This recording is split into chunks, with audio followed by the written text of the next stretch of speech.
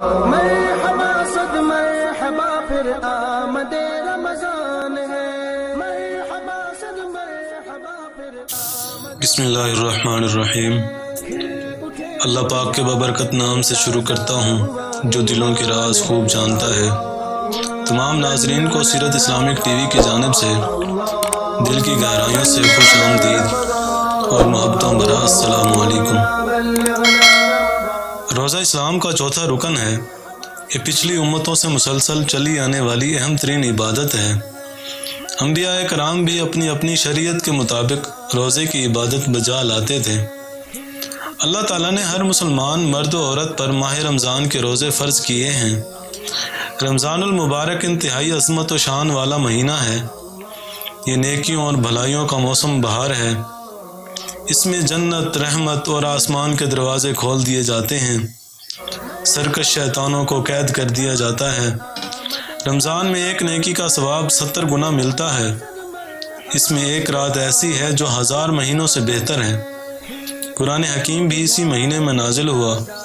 اس ماہ کے روزے رکھنے سے سابقہ بہت سے گناہ بخش دیے جاتے ہیں۔ یہ واحد مہینہ ہے جس کا اللہ تعالیٰ نے باقاعدہ نام لے کر قرآن حکیم میں ذکر کیا ہے۔ احادیث پاک کے مطابق اس مہینے کے استقبال کے لیے جنت کو سجایا جاتا ہے۔ حضور صلی اللہ علیہ وسلم صحابہ اکرام کو اس مہینے کی آمد کی خوشخبری سناتے اور مبارکباد دیتے تھے۔ اس مہینے کی آمد پر آپ صلی اللہ علیہ وسلم اللہ تعالیٰ کی عبادت کے لیے کمر بستہ ہو جاتے تھے۔ قیامت کے دن روزہ اور قرآن حکیم بندے کے حق میں شفاعت کریں گے۔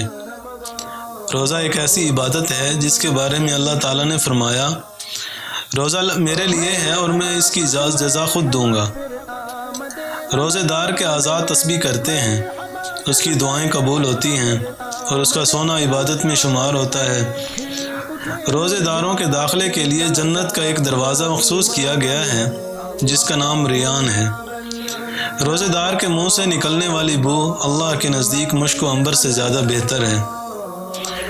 روزہ ایک عجیب شان رکھنے والی عبادت ہے۔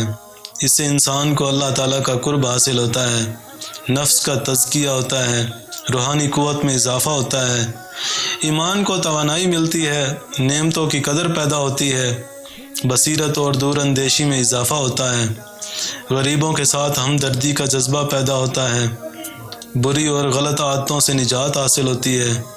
روزہ محبت الہی کی پہچان ہے۔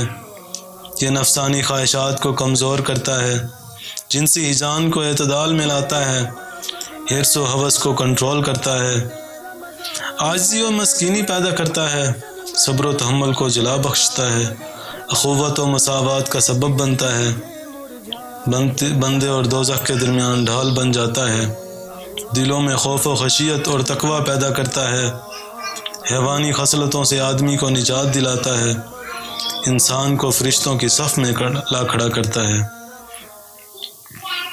دعا فرمائے اللہ رب العزت مجھ گناہ گار سمیت تمام مسلمانان عالم کو اس ماہ رمضان میں گناہوں سے توبہ اور ڈھیروں ساری عبادتیں کرنے کی توفیق عطا فرمائے۔ آمین یا رب العالمین۔